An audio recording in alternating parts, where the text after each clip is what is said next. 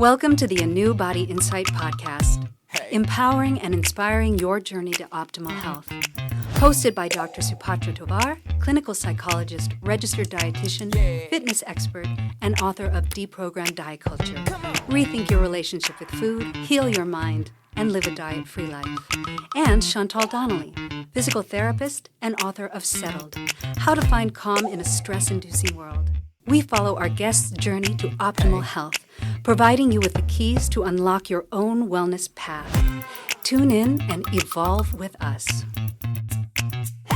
Hello and welcome to the ANEW Body Insight podcast. I am Dr. Supatra Tovar, and I am very excited to have executive coach for moms, Leanna Laskey McGrath, with us today. Leanna, welcome. Thank you so much for having me. I'm so excited to be here. Leanna and I are podcast swapping. I was on her podcast and invited her to be on mine because I was so impressed with her. She's amazing, and I cannot wait for you all to get to know her a little bit better. So what I'm going to do is read a little bit about her, and then we're going to get right into our questions. Leanna Laskey McGrath is a former tech executive turned full-time mom, recovering perfectionist and workaholic. Oh, I'm on my way there too. And certified executive coach who now dedicates her expertise to coaching ambitious, high-achieving women, particularly executive moms. After spending 2 decades in leadership roles, Leanna understands firsthand the challenges of balancing career and family while striving for professional success and personal fulfillment. Her career began in hospitality and higher education, but she made her mark in the tech world, where she built and scaled customer success teams at multiple startups, including OrgSync, Campus Labs, and Ready Education. As the Chief Customer Success Officer, she was instrumental in leading these companies through rapid growth, mergers and acquisitions, consistently driving exceptional customer retention and revenue expansion. Today, Leanna combines her leadership experience with her passion for helping women redefine success on their own terms. She supports her clients by empowering them to break free from societal pressures, yes, please, explore new possibilities, and live more joyful, balanced lives they truly love.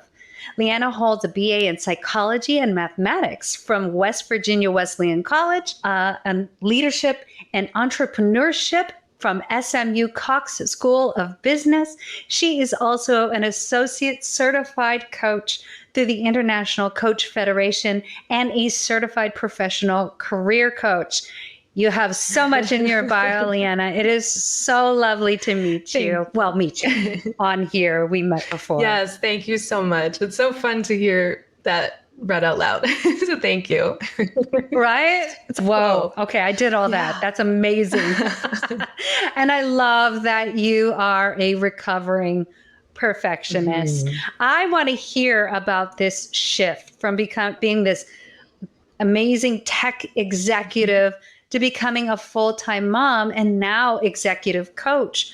What inspired this transition, and how did it impact your personal and professional life? Yes, thank you for asking. And as you heard in my bio, some of the things that used to be so important to me in my customer success, tech roles, revenue generation and expansion and fulfilling quotas and expanding all of the revenue and profitability and things like that were really important, right? Those were the big parts of my career, and those were the things that I was driving toward. So to back up a little bit, I had started a tech company, joined as a founding member. We had bootstrapped it out of a house in Austin, Texas. It was like your typical startup story. And we had built it up, and it was such a wonderful experience. And then we decided to sell the company.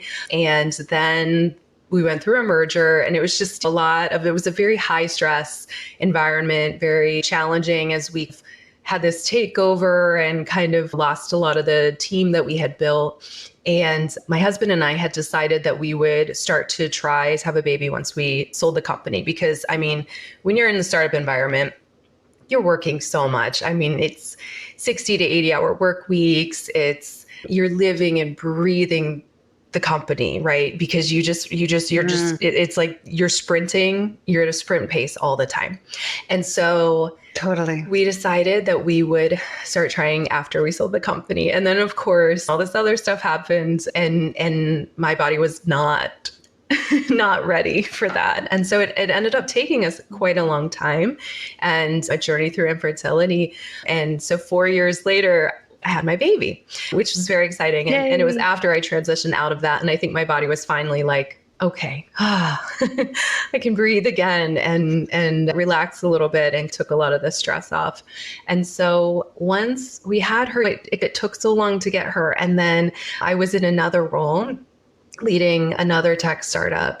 And it was a wonderful company. I was recruited by, it was a Canadian CEO, and he was very progressive minded and set up this wonderful maternity leave for me. I was hired when I was 5 months pregnant, and it was just a wonderful experience. And then we had some transitions in leadership, and it just no longer aligned with how I wanted to work, I suppose. And so at 2 years after I had my baby, I just kept thinking, I just felt so out of alignment. I just kept feeling like this isn't right. I don't feel like the things that I'm doing, the way I'm spending my time aligns with my values and my goals for myself. And also because it took so long to have her, I just kept saying, I don't want to miss out. I just want to soak this up and spend this time. We had a nanny come in and she would take her out on walks and picnics and all these fun things. And I would think, I want to be doing that with her. And so I just, right before she turned 2, I decided, and I should also add, this was at the end of 2020. So you remember 2020. It was, oh, who doesn't remember 2020? It was quite a time. Oh my gosh. So I decided to take a career pause and just focus full time on her. And she's 5 now, and I'm so glad I did, because I just kept thinking and saying, I can always get another job. I can always start another company. But like, she has this one and only childhood, and I just want to enjoy it. Yes. I just want to soak it up. You know what? Before she's off to school, before she's off in her own things, I just don't want to miss out on that. So I can always do more of this if I want to. But, you know, I feel very, very privileged to have the option to do that and take some time away. And so it was wonderful. And so that was how I made that decision. It just really aligned with my values and my vision for my life. How did that transition into coaching? Here we are in the middle of the pandemic. Mm-hmm. And I think the pandemic was a terrible time, but it was also an amazing time, because I think it did realign our values like it did for you. It made us really understand what was most important. And obviously, when you're facing sickness and death, the only thing that is important is family and love and friendship and why we're on this planet. Yes. And I think if your why doesn't align with your vision for your family and for yourself, you have to make that switch. That's, for me personally, it was so wonderful that I was a therapist at that time in the pandemic, because I could immediately step in and help. That was really powerful for me. Also, I got to be able to stay home. I'm a dog mom, or a dog ma, as I like to say. I got to be with my dogs all the time, which was like, I haven't gone back to in person, because it's been so wonderful for me to be in my pajamas with my dogs all day. So tell me how you transitioned to coaching. Yeah. Well, my dog's ran over here, actually. Because I was at a tech startup and we had a dog friendly office. So she's always come with me to work. And then actually it's interesting, because the company I was at when I transitioned out for my career pause, I was remote. I was living in Dallas, Texas, and the company was headquartered in Montreal, Canada. And so we were already set up for that. And so I think remote work for moms, I have lived it. I think it's so, so, so important. And I agree. I'm so glad. I mean, obviously I'm not glad that the pandemic happened, but I'm glad of the outcome of kind of companies rethinking things. But that transition was challenging for me in terms of my identity was so tied up in my career. And so whenever I would meet people, they would say, well, what do you do? And I'd be like, well, I used to do this. I used to be an executive and now I'm focusing on my daughter. And it took me a while to really be able to fully step into that role publicly and be able to, to really own it. In terms of coaching, I actually, in between companies, I had my coach certification back in 2017. And so I had started my first iteration of my business, which was coaching executives. And then I was actually recruited by one of them. And that was how I got back into industry.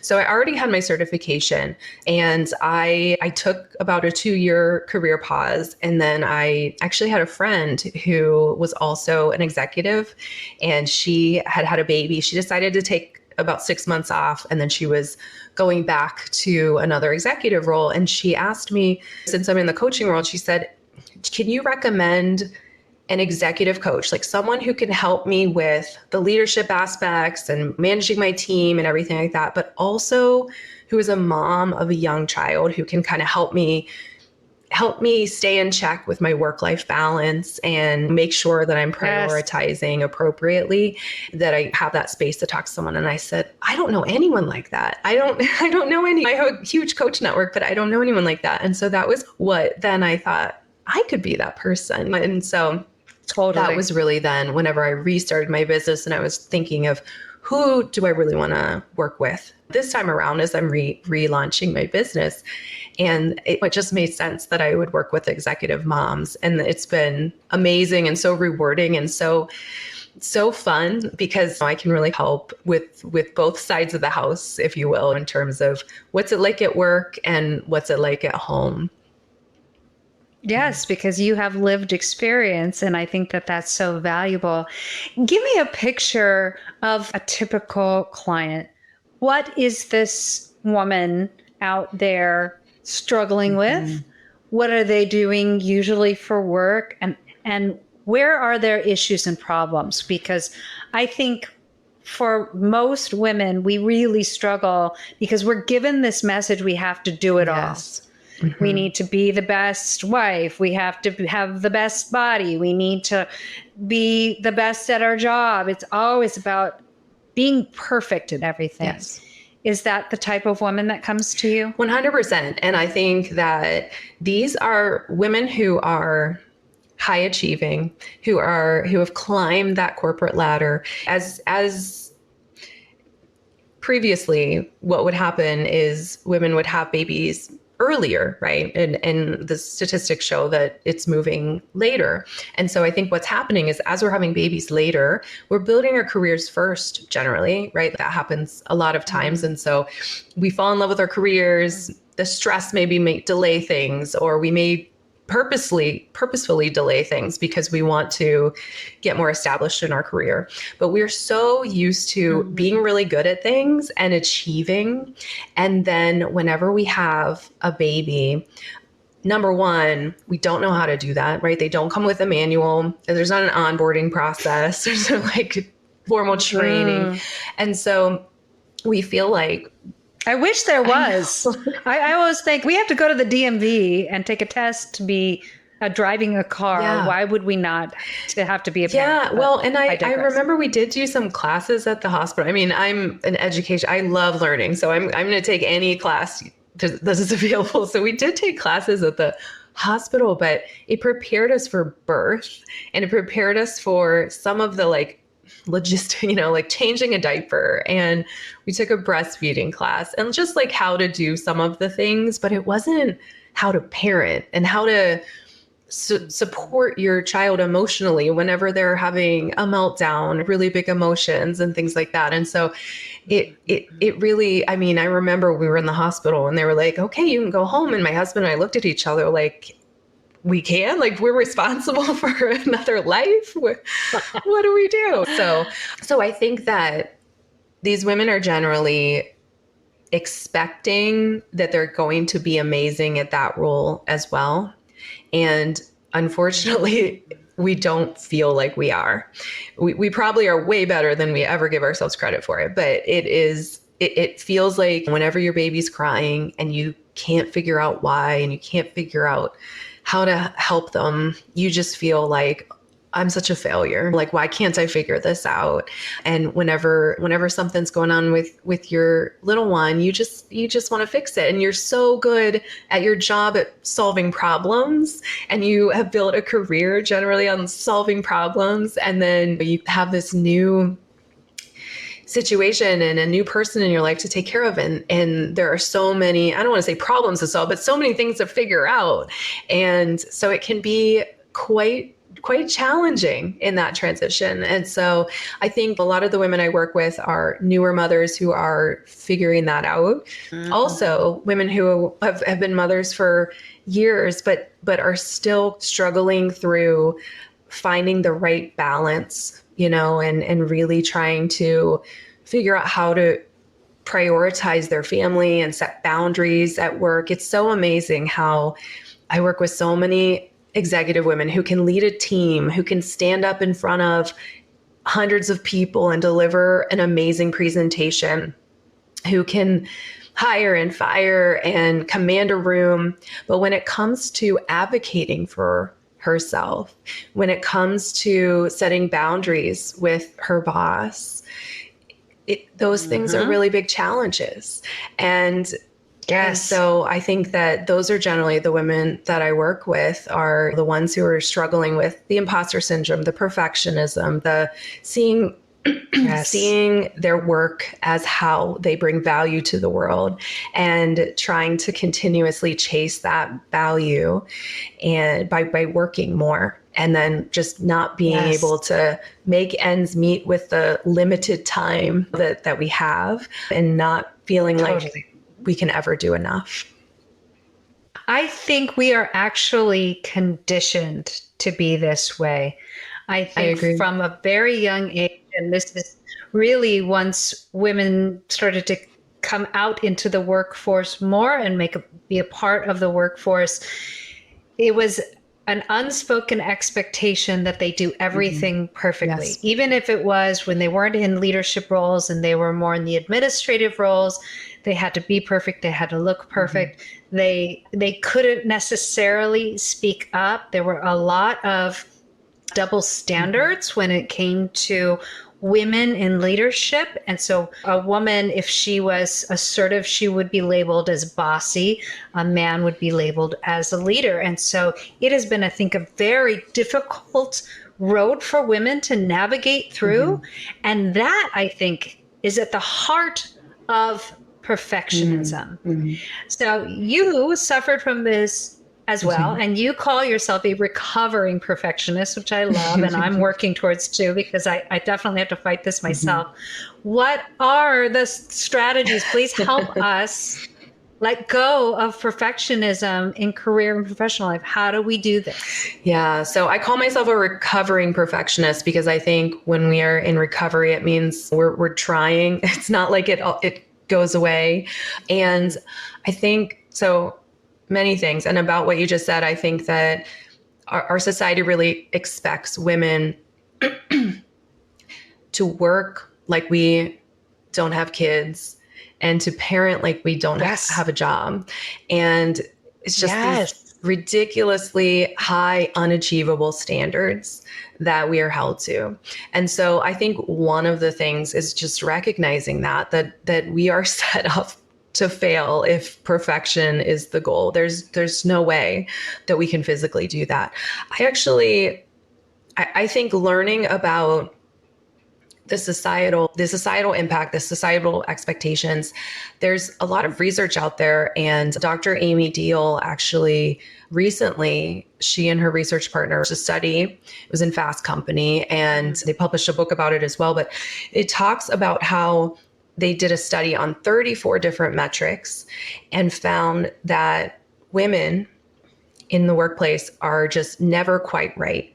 So when you look at how much tenure is right? Like when I was early in my career, I always felt like too young, when I can't speak up because I don't have enough experience and things like that. But then I remember asking myself, at what point, when am I going to feel like I'm at the right age? And the research shows that there is no right age. You're either too young or you're too old. You're either too inexperienced or you're too experienced. They studied hiring processes and the feedback. And some of the feedback would be if she was too experienced, that she might be too opinionated, and that if she didn't have enough experience, then she wasn't qualified. And so Oh my gosh. I think that understanding that it's not just in our heads, that this is real. For me, that was very freeing, because I was kind of like, okay, well, I mean, I'm never going to be the right amount anyway, so I may as well just be whatever amount I am and just be Yes. right. So Yes. I think that's one thing. I think also, I don't think perfectionism is inherently good or bad, right? I mean, nothing is really, but I think it's about how is it showing up in our lives, and is it getting us the results that we want? And I think that often for me, the way my perfectionism shows up is it shows up in a form that creates procrastination, where I don't want to move forward because I want to keep perfecting. And in that way, I have decided I don't want to be a perfectionist in that way, because I want to complete things. I want to put myself out there without having to round all the edges. I want to make sure that I'd rather my work be out in the world than for it to be almost perfect and hidden, right? If it's out in the world and it's B+ work, I'd rather that be the case. And that's taken a long time for me to get to. Yes. But I think it's, because I'm bringing some of those thoughts that we have about it and those expectations of ourselves to consciousness, and really just deciding, where is this serving me? Where is it not? Maybe it served me in the past and it doesn't anymore. Maybe I want to show up differently. But I think also we have some sayings in our society, even. Practice makes perfect. I grew up hearing practice makes perfect all the time. So I think whenever we hear that, it's okay, so if I just keep practicing, if I just keep working at it, then I'll get to perfection. And the reality is no, nothing is really perfect, right? And so it's really more, I think, also thinking about what are our thoughts about perfection and perfect, and maybe looking at ways that we could rethink that. So instead of thinking about practice makes perfect, I always say to my daughter, practice makes progress, right? Because that's our goal. Oh, I love We're that. trying to progress. We don't need to get to perfection, and we probably never will, and we don't have to in order for it to be good enough. I think another saying that a lot of times people say is done is better than perfect. And I know that works for a lot of people. It doesn't work for me, or it didn't work for me at the beginning, I would say, because I was like, no, I don't quite believe that. But what I did believe, my kind of latter thought to get there, is that it doesn't have to be perfect to be great. And I think that when you look at so many things in the world, there are so many amazing things out in the world that are not perfect, but they're still really, really great. So I think working on bringing some of those thoughts to consciousness and deciding what we want to think about it is so important. And I think that's one of the things, like, what can I look at as an example that is so great, that I think is amazing, and find the things that aren't perfect about it, just so that I can prove to myself that I don't have to be perfect to still be really, really amazing. I love that. And as you were talking, I was recalling America Ferrera's speech in the Barbie movie. I love that one. Yes. We can't win. Yes. There are so many standards. We're either too old, we're too young, we're too fat, we're too thin. There's never, I think for anyone, I don't think anyone ever feels like they've achieved whatever perfection is. And if they are striving for that, I do think it is futile. I think that it saps us of our creativity, it saps us of our energy, and it ends up being just a waste of time, because you'll never really get there. So I think what you're really promoting is acceptance of ourselves as we are. And I think that is such a valuable message. That's the message I try to bring in my book, because diet culture and our pursuit of this thin ideal is really actually futile because so few people get there. And if they get there, it's usually at a great cost. Yes. And if they can really learn how to love who they are as they are and be working towards progress. And I think one of my favorite sayings is, I am a work in progress. And I think that doesn't have an end goal. It just means you're continually striving to learn more, to better yourself in some way, but it's not to achieve this unrealistic idea. Yeah. So we're really close to the end of this half, but I want you to tell us about your podcast. I was on it. I loved it. You're an amazing host. The name of the podcast is The Executive Coach for Moms, and it helps women find balance and joy. So just give us your idea of what balance means to you. Yeah. Well, I think it ties in here a little bit to what we're talking about with perfectionism, because I think so often we expect that we are perfect in every area of our life. So even if we're just looking at work and life, we're looking at work and parenting, we hold ourselves to a very high standard in those areas. And so whenever we think of balance, I think it's, how can we look at, if we look at a wellness wheel, for example, where we have all these different areas of our life, I think a quote unquote perfect balance is when we're standing right in the middle and we can see all of it and we're just in equilibrium. And I can count probably like on my fingers and toes the number of days or minutes I've ever felt in perfect balance, right? It's not many. And I think that balance to me is, how do we feel when we look at our priorities and really spend some time understanding what's most important to us so that we can align how we spend our time with that. Then to me, balance is like, how do I feel about how I did it today, right? Like, how do I feel about, did I meet my priorities? And I think it's this constant kind of check-in of, do I feel, is how I'm spending my time aligning with what's most important to me? And so to me, that's balance. Absolutely. And I think that I probably before thought that it was being perfectly in alignment and doing perfectly at everything. And that was balance. But what happens is that comes at a cost, because there's that, and it really isn't balance because I'm not sleeping. I'm not taking care of myself. And so, so it's really, if I've spent some time understanding what's important to me, did I spend my time in a way that aligns with it? And to me, that's balance, and it's different for every person. Absolutely. And I think we tend to put our oxygen mask on last. Yes. Instead of first. And so when we come back for the second half, I really do want to get into self-care, because I think a lot of women are conditioned to think that it's selfish, that putting themselves first is a selfish act. And I am a big proponent that it is not, that we absolutely need to take care of ourselves first so that we can better take care of everyone else. Agreed. So we're going to dive into that in the second half.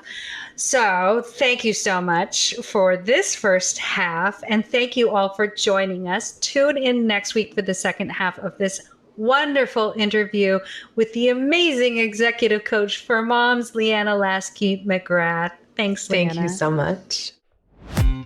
Wow. Thanks for tuning into the ANEW Body Insight podcast. Please remember, the content shared on this podcast is for entertainment purposes only and does not constitute medical advice. You can find us anywhere podcasts are streaming, on YouTube at my.anew.insight and at anew-insight.com under the ANEW Body Insight podcast tab. Follow us on our socials at my.anew.insight on Facebook, Instagram, TikTok, and Threads for more updates. Tune in next time and evolve with us.